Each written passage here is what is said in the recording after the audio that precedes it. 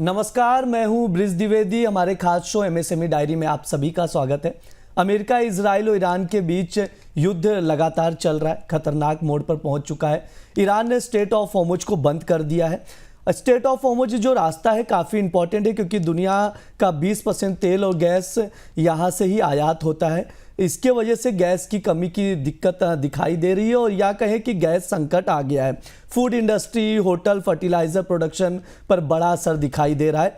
इसी पर विस्तार से हम लोग बातचीत करेंगे, और हमारे साथ जुड़ रहे खास मेहमान सुप्रीम कोर्ट एडवोकेट और टेक्नो लीगल एक्सपर्ट और कॉर्पोरेट एडवाइजर विजय सरदाना जी, और बायोफ्यूल कंसल्टेंट सत्य प्रकाश सिंह जी, और नंबर 1 अंकल्स पराठा के ओनर अंकुश वोहरा जी। आप दोनों का बहुत बहुत स्वागत है सर द बोनस में। नमस्कार सर। बातचीत करना शुरू करें उससे पहले नजर डालते कि शो में मुख्य तौर पर किन बातों पर चर्चा की जाएगी, किन मुद्दों पर चर्चा की जाएगी। सबसे पहले बातचीत करेंगे अमेरिका ईरान के बीच जिस तरह से तनावपूर्ण स्थिति बनी हुई है। गैस और तेल के सप्लाई पर बड़ा संकट गहराया हुआ है। इसके बाद हम लोग जानेंगे कि गैस की कमी से कौन कौन से सेक्टर प्रभावित है। एलपीजी की कमी से फूड इंडस्ट्री पर कितना इम्पैक्ट पड़ रहा है, ये भी हम लोग जानेंगे। और आखिरी में समझेंगे ये संकट कितना बड़ा है, सरकार ने कौन कौन से कदम उठाए, और इंडस्ट्री और सरकार के पास अब कौन से विकल्प हैं। बातचीत करना शुरू करते हैं। विजय सर, आपसे ही शुरुआत करूंगा। इस संकट को आप कैसे देख रहे हैं सर? जिस तरह से वॉर चल रहा है, युद्ध चल रहा है, इसे आप कैसे देख रहे हो? इसका गैस को लेकर जो दिक्कतें आ रही हैं, आगे क्या ये परेशानी और बढ़ सकती है सर? सबसे पहले आपको, आपके सभी पैनलिस्ट और दर्शकों को मेरा प्रणाम। देखिए, संकट गंभीर है और संकट लंबा चलेगा। भारत 85% अपनी ऊर्जा की जरूरतें अंतर्राष्ट्रीय बाजार से पूरी करता है। हमारी जो गैस की रिक्वायरमेंट है करीब 50% कतर और उसके आसपास के क्षेत्रों से आती है, जो इस समय बंद है। बाकी दुनिया से भी हम जो हमारी एनर्जी या ऊर्जा रिक्वायरमेंट है वो पूरी करते हैं।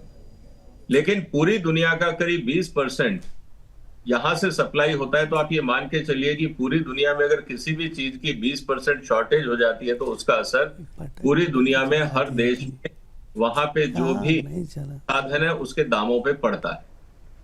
तो ये बात तो बहुत क्लियर है कि इसका असर भारत पे भी पड़ेगा।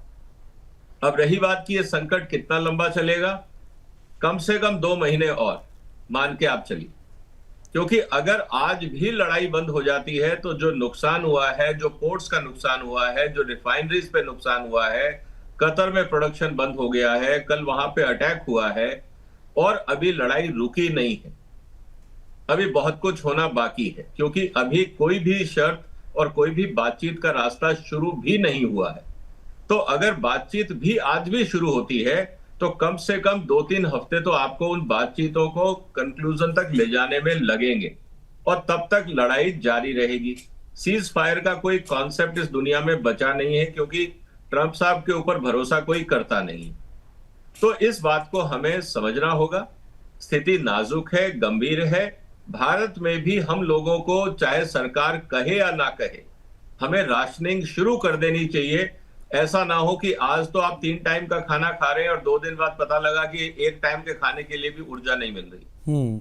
तो ऐसा ना हो। सरकार को मैं पहले दिन से बोल रहा हूं, इसको लाइटली ना लें, राशनिंग शुरू कर दें और लोगों को समझाना शुरू करें कि टफ टाइम है, ज्यादा लिबरल होके एनर्जी कंज्यूम ना करें। जहां तक हो सके पब्लिक ट्रांसपोर्ट का इस्तेमाल करें, मेट्रो का इस्तेमाल करें, जिसमें भी एनर्जी की खपत होती है उन सब चीजों को जितना कम हो सके इस्तेमाल करें। यही देश हित में होगा। इसी के रास्ते हम महंगाई कंट्रोल कर पाएंगे और देश को बचा पाएंगे। सर, मतलब आप ये कहना चाह रहे हैं, सतर्क करना चाह रहे हैं कि आने वाले समय पर यह संकट बड़ा हो सकता है अगर ये युद्ध 10-15 दिन और खींच गया तो? बिल्कुल होगा, और उसके अलावा कोई ऑप्शन नहीं है। आपके पास कोई अल्टरनेट है नहीं। तो विश लिस्ट बनाने से कि सब कुछ ठीक हो जाएगा, प्रधानमंत्री जी सब कुछ संभाल लेंगे, मैं इस विशफुल थिंकिंग में नहीं रहता हूं। One has to be realistic, practical. जो स्थिति प्रधानमंत्री जी, जब ट्रंप नहीं कुछ कर पा रहे, पुतिन कुछ नहीं कर पा रहे, तो मोदी जी क्या कर लेंगे? तो बात बहुत सिंपल सी है कि हमारे को आज जो साधन मिल रहे हैं, अभी जो गैस आ रही थी, जिस तरह से कल अटैक हुआ है, हो सकता है कि आने वाले दिनों में और गंभीर हो। तो थोड़ी बहुत मात्रा में जो हमें गैस मिलने लगी है उससे मिनिमम हमारी रिक्वायरमेंट पूरी हो सकती है। लेकिन भारत को जितनी जरूरत है घरों में, इंडस्ट्रीज में, ट्रांसपोर्ट में, बाकी जगह पे, मुझे नहीं लगता वो आसानी से पूरा होगा, और पूरा होगा भी तो उसकी कीमत जो हम पहले दे रहे हैं उससे 50% से 100% तक ज्यादा भी हो सकती है। अंकुश जी के पास चलते हूँ, वो बेहतर ढंग से और समझाएंगे कि इंडस्ट्री पर अभी गैस की कितनी कमी देखने को मिल रही, कितनी किल्लत है।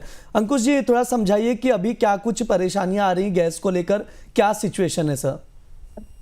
परेशानी तो इतनी है कि आपको बता नहीं सकते। जी रेस्टोरेंट्स जो हैं कमर्शियल सिलेंडर्स के ऊपर बिल्कुल ही रोक लगा दी गई है सरकार की तरफ से। तो कमर्शियल सिलेंडर्स तो बिल्कुल ही नहीं मिल रहे हैं हमें। और मार्केट के अंदर काला बाजारी के तहत 5,000 6,000 रुपए के सिलेंडर मिल रहे हैं। वो मजबूरी के अंदर जिनके काम फंसे हुए हैं वो ले रहे हैं। और मेरे अनुमान के हिसाब से 80% रेस्टोरेंट्स जो हैं, ढाबे हैं, वो अभी तक बंद हो चुके हैं। और अगले 5-6 दिनों के अंदर जिसके पास जितनी भी कैपेसिटी उन्होंने अपना स्टॉक किया हुआ था, वो भी अगर खत्म हो जाएंगे तो वो भी बंद हो जाएंगे। ऑल्टरनेट के अंदर हम सब इंडक्शन इलेक्ट्रिसिटी के ऊपर आ रहे हैं, डीजल वाले चूल्हों के ऊपर आ रहे हैं, कोयले वाली भट्टियों के ऊपर आ रहे हैं, जो कि एक टेम्पररी एक साधन है, उसके ऊपर हम परमानेंट रिलाई नहीं कर सकते। सर, ऐसे में जॉब लॉसेस भी होंगे अगर होटल इंडस्ट्री आप लोगों की बंद हो रही है, तमाम चीज़ें जैसा आप बता रहे हैं। वैसे गैस का क्या सिचुएशन, अगर कमर्शियल तो बंद हो गया है लेकिन घरेलू में जो गैस लेने जा रहे हैं, क्योंकि लंबी लंबी लाइनें लग रही हैं, वो क्या सिचुएशन है सर? वहाँ पर क्या प्राइजेस लिए जा रहे हैं? क्योंकि कई लोगों ने शिकायत की कि पैसे भी ज़्यादा मांगे जा रहे हैं गैस के। जो 900 रुपये का डोमेस्टिक सिलेंडर है, वो आज की डेट में 400 रुपये किलो, 500 रुपये किलो के हिसाब से मार्केट में बिक रहा है। तो इसका मतलब हो गया कि 3,500-4,000 का सिलेंडर बिक रहा है डोमेस्टिक वाला। जो रेडी पटरी वाले जो अपने ठैया लगाते थे, वो भी इतने का ही सिलेंडर लेके अपनी गुजारा कर रहे हैं। बट वो फीजेबल नहीं है कि वो एक दिन तो कर लिया, 2 दिन कर लिया, बट तीसरे दिन उनको माल नहीं मिल रहा। हर तरफ से काला बाजारी और लोगों का जो आजकल सोशल मीडिया के ऊपर जो वीडियोस बन के वायरल हो जाती हैं, छापे पड़ रहे हैं हर जगह पे, तो सब लोग डर रहे हैं इस स्थिति से बचने के लिए। ठीक है, सत्य प्रकाश जी के पास चलेंगे। सर, स्वागत है आपका द बोनस में। सर, आपसे समझना चाहिए कि फर्टिलाइजर इंडस्ट्री को आप कैसे देख रहे हैं और गैस की कमी की वजह से इस इंडस्ट्री पर क्या इम्पैक्ट पड़ रहा है, क्या कुछ चैलेंजेस फेस करने पड़ रहे हैं सर?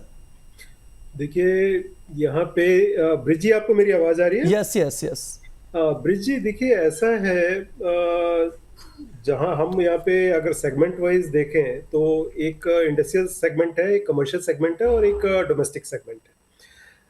और यहाँ पे जो डोमेस्टिक में है उसमें 2 सेगमेंट हैं, एक पीएनजी का सेगमेंट है और एक एलपीजी का सेगमेंट है। जो पीएनजी का सेगमेंट है वो तो अफेक्टेड नहीं है मेरे ख्याल से, और एलपीजी में भी जरा होर्डिंग हो रही है, इसकी वजह से थोड़ी सी परेशानी है, पर मेरे ख्याल से सफिशिएंट स्टॉक अवेलेबल है और उसमें थोड़े दिनों में ये चीज़ सही हो जाएगी। और असल में हमें जो हमारी ज़्यादातर सप्लाई कतर की तरफ से आती है, पर हमारे पास में जो दूसरे सोर्सेज हैं, जैसे रशिया है, रशिया से हम ऑयल वगैरह ले रहे हैं, तो जो ये पूरी लॉन्ग टर्म में जो मेरे को यहाँ पे प्रॉब्लम फील होती है कि वो एलपीजी में आएगी ना, डीजल में आएगी ना, वो पेट्रोल में आएगी ना, पीएनजी में आएगी, वो एलपीजी में आएगी। ये एलपीजी की जो परेशानी है अगले हो सकता है 15 दिन तक बनी रहे, पर इसके लिए अल्टरनेट है। हमेशा जैसे मैं प्रो बिजनेस कहता हूँ और हमेशा ऑप्टिमिस्टिक रहता हूँ, मैं हमेशा मेरे पास में कई इंक्वायरीज आ रही हैं जहाँ पे हम बायोमास पैलेट को यूज कर सकते हैं कोयले की जगह।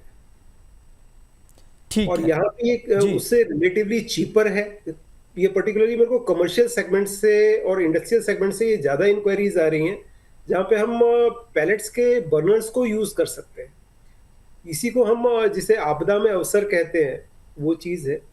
और ऑफ कोर्स मैं ये चीज काफी समय से कहता रहा हूँ कि भाई जो आप बायो सीएनजी यूज करते हैं, इंडिया में शायद पूरे दुनिया के हिसाब से सबसे ज्यादा लाइव स्टॉक हमारे पास में है, सबसे ज्यादा जो पालतू पशु हैं वो हिंदुस्तान में है, पर हमने कभी भी उस पोटेंशियल को रियलाइज नहीं किया। खैर धीरे धीरे हम लोग उसको रियलाइज कर रहे हैं, पर जो सबसे बड़ी चीज है, आप यूरोपियन कंट्रीज को देखिए, वो ज्यादातर जो बायोगैस अपनी बनाते हैं वो अपने जो एमएसडब्ल्यू है उससे बनाते हैं। एमएसडब्ल्यू की जहां तक बात आती है, हम उससे बायो सीएनजी बना के उसे बहुत ही प्रॉफिटेबली बेच सकते हैं, और ये इंदौर में ये एक ऐसा ऑलरेडी एक्सपेरिमेंट हो चुका है।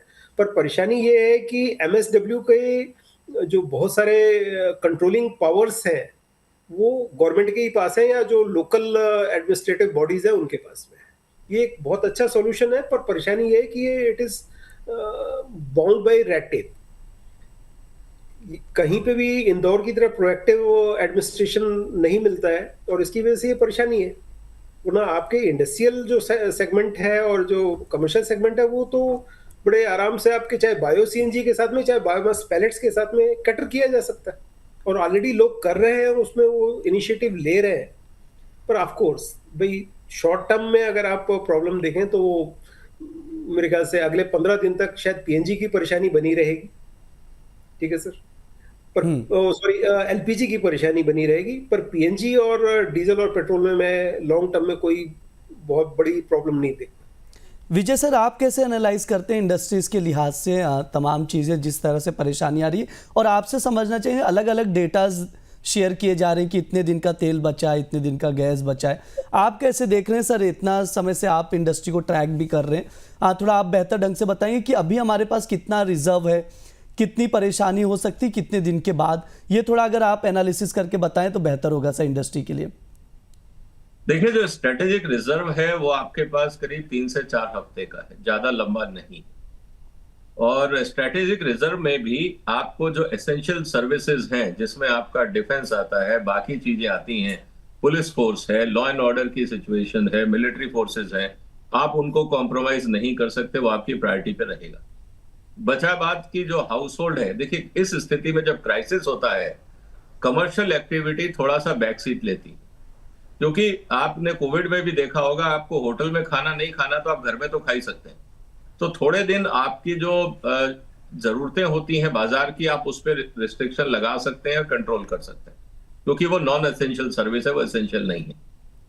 अब रही बात की घरों में, सरकार की पूरा प्रयास है कि जो पाइप्ड गैसेस हैं, जैसे सरकार ने कहा कि जिसके पास पाइप्ड गैस है उसको सिलेंडर नहीं मिलेगा, लेकिन जिस तरह से ब्लैक मार्केटिंग हो रही है उसको कंट्रोल करने के लिए मैंने पहले भी कहा है कि सरकार को एक हेल्पलाइन नंबर तुरंत रिलीज करना चाहिए और एक वेबसाइट, कि कोई भी दुकानदार अगर ब्लैक मार्केटिंग करता है उस दुकान का फोटो लेके उस वेबसाइट पे अपलोड किया जाए, ताकि लोकल एसएचओ को ये अधिकार हो कि जाके उस दुकान पे जो स्टॉक है उसको सीज करे और जनता को दे। जब तक हम कड़े कदम नहीं उठाएंगे और सोचते रहेंगे तब तक लूटमार जारी रहेगी। इसके अलावा जो सवाल है हमारे सामने वो ये कि आने वाले जो हमारी रिक्वायरमेंट है गैस की, हम आत्मनिर्भर नहीं हैं और अगले 20 साल भी हम आत्मनिर्भर होने वाले नहीं हैं एनर्जी के मामले में। तो सरकार के पास alternate long term short term होने चाहिए। अभी पिछले 10 साल में हमने जो काम किया, चाहे वो सोलर एनर्जी को लेकर है, बायोगैस को है, विंड पावर को है, उससे थोड़ा बहुत रिलीफ मिला, लेकिन जो बड़े शहर हैं, इंडस्ट्रीज हैं, उनके लिए मुझे लगता है कि सरकार को माइक्रो न्यूक्लियर पावर प्लांट्स पे काम करना पड़ेगा। जितने हमारे 10, 15, 20 बड़े जो इंडस्ट्रियल शहर हैं जहां पॉपुलेशन डेंसिटी ज्यादा है और इंडस्ट्रियलाइजेशन ज्यादा है, वहां पे डेडिकेटेड पावर प्लांट, चाहे वो कोल बेस्ड हो या न्यूक्लियर बेस्ड हो, उनको लगाना पड़ेगा ताकि आर्थिक स्थिति पे झटका ना लगे। जिस तरह से ईरान ने स्थिति को दिखाया है, अब बड़ी ताकतों का जमाना चला गया।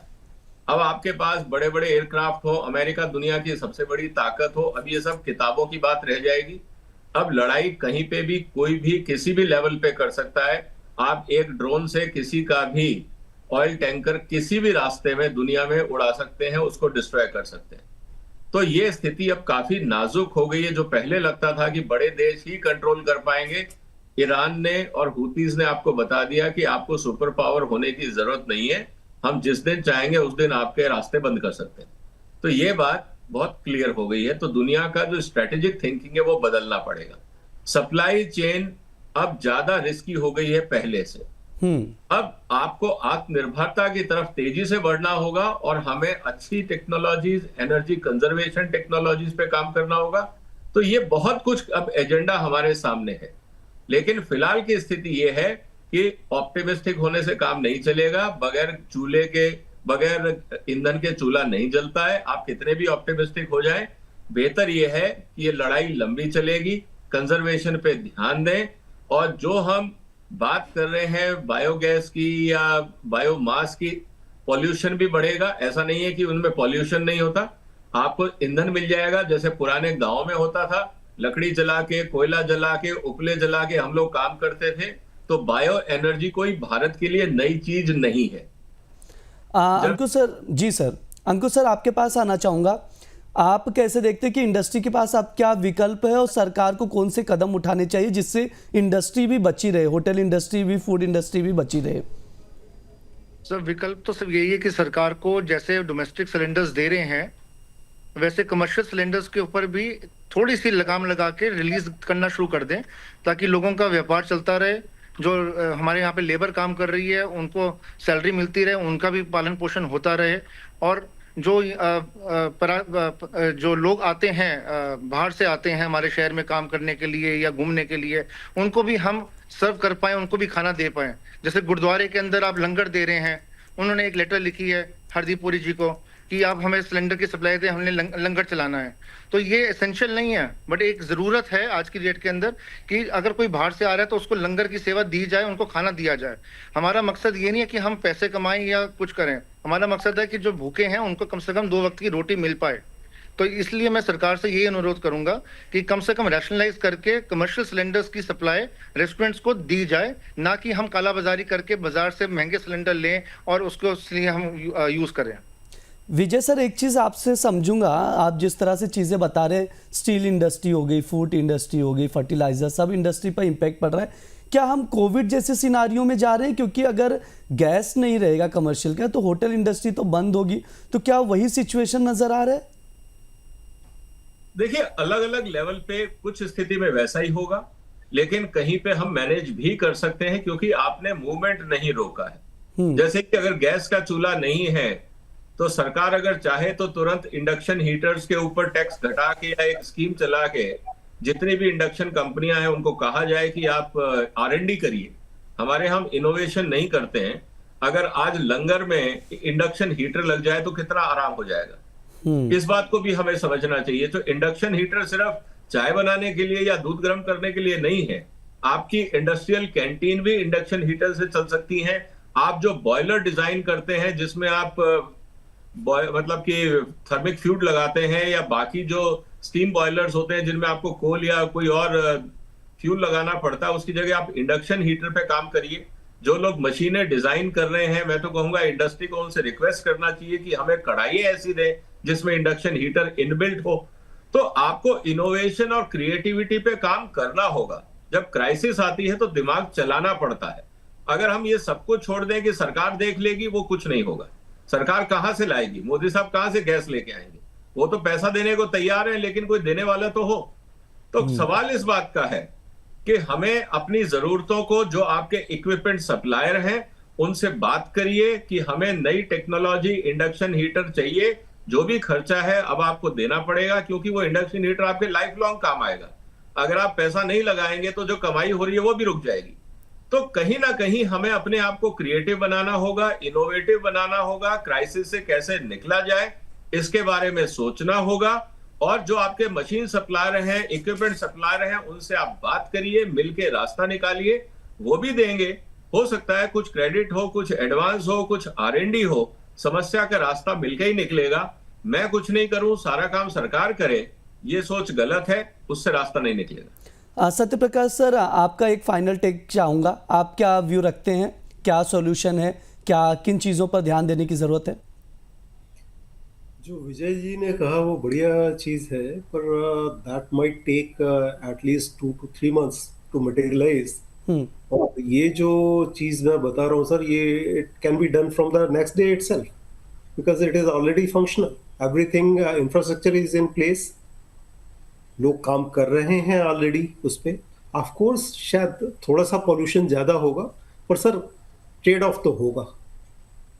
भाई ये एलपीजी या पीएनजी जैसा क्लीनर बर्निंग फ्यूल नहीं है। Of course it is an emergency situation और यहाँ पे हम उस पर काम कर रहे हैं। पर एक और आपको मैं चीज बताता हूँ कि इकोनॉमिकली ये एलपीजी या दूसरी गैसेस को यूज करने से ज्यादा कहीं कमर्शियली वाइबल आइटम है बायोमास पैलेट्स। और ऑलरेडी मैं मेरे पास में ताज होटल से इंक्वायरी है, मेरे पास में उन इंडस्ट्री, ऑफ कोर्स वो स्टील इंडस्ट्री नहीं है, क्योंकि स्टील इंडस्ट्री में आपको करीब 2200 डिग्री तक टेम्परेचर चाहिए होता है, पर जितनी भी इंडस्ट्रीज जिनको 800 डिग्री तक टेम्परेचर चाहिए होता है, they can easily work with biomass pellets, और वो सारी चीजें ऑलरेडी अवेलेबल है, बायोमास पैलेट अवेलेबल है, बर्नर्स अवेलेबल है, उसके लिए 2 या 3 महीने इंतजार करने की आपको जरूरत नहीं है जी। So you can straight away start as at least you can cater to commercial segment. You can ये ढाबा और जितने होटल्स हैं इन पे आप कैटर कर सकते हो, और ताज होटल जैसे जो बड़ी कंपनी होटल चेन्स हैं वो बात करिए, क्योंकि उनका जो लॉन्ड्री का फंक्शन है, जो उनका किचन का फंक्शन है, of course that can be catered by biomass pellets और बायो सीएनजी। तो वो स्ट्रेट अवे आप उसको स्टार्ट कर सकते हैं। मैंने फिर वही कहा कि वो आपदा में अवसर वाली बात है जी। चलिए ठीक है, मैंने फिर वही कहा कि देखिए मैं पीएनजी में कहीं कोई प्रॉब्लम फील नहीं करता। मेरे ख्याल से अगर इस पूरे जो हमारा ऑयल सेगमेंट है उसमें अगर कहीं परेशानी आएगी, तो ना मैं पेट्रोल में प्रॉब्लम फील करता हूँ कि वो आएगी, ना डीजल में फील करता हूँ वो आएगी, क्योंकि रशिया अभी भी अवेलेबल है और वो आपको सप्लाई देने के लिए तैयार है ऑफ कोर्स। और पीएनजी में भी आपको परेशानी नहीं आएगी, एलपीजी में आपको परेशानी आएगी। ठीक है, ये ओवरव्यू है, समय भी हो चुका है, संकट बड़ा है, लेकिन मिलजुल कर काम करने की ज़रूरत है। जैसा विजय सर ने भी कहा, सत्य सर ने भी कहा और अंकुश जी ने भी कहा कि सरकार की ओर से भी कुछ और कदम उठाए जाएं, जिससे होटल इंडस्ट्री एटलीस्ट रन कर सकें, कोविड जैसा स्थिति ना बने। तो सरकार को भी समर्थन देने की ज़रूरत है, इंडस्ट्री को भी स्टेप्स लेने की ज़रूरत है। बहुत बहुत शुक्रिया विजय सर, सत्यप्रकाश सर, अंकुश सर, आज की चर्चा में जुड़ने के लिए बहुत बहुत धन्यवाद। ये हमारा एमएसएमई डायरी शो है। इस दौरान तमाम एमएसएमई इंडस्ट्रीज पर बातचीत की जाती है। इस बार हम लोग ने गैस संकट पर बातचीत की है। अमेरिका ईरान के बीच युद्ध चल रहा है, ईरान ने स्टेट ऑफ हॉर्मुज बंद कर दिया। इसका इंपैक्ट हम लोग देख रहे हैं, क्योंकि इसी रास्ते से 20% दुनिया भर का तेल और गैस इंपोर्ट होता था। इसके वजह से अलग अलग देशों में दुनिया भर में गैस की दिक्कतें चल रही है, खासतौर पर यूरोप में और भारत में गैस की कमी नज़र आ रही है। इसका इम्पैक्ट हम लोग hotel industry, fertiliser, steel industry सभी पर देख रहे हैं। आगे भी इस पर अपडेट जो भी आएगा आप तक लेकर आएंगे, बातचीत की जाएगी। फिलहाल के लिए शो में इतना ही। आप लोग बने रहिए द बोनस के साथ। धन्यवाद।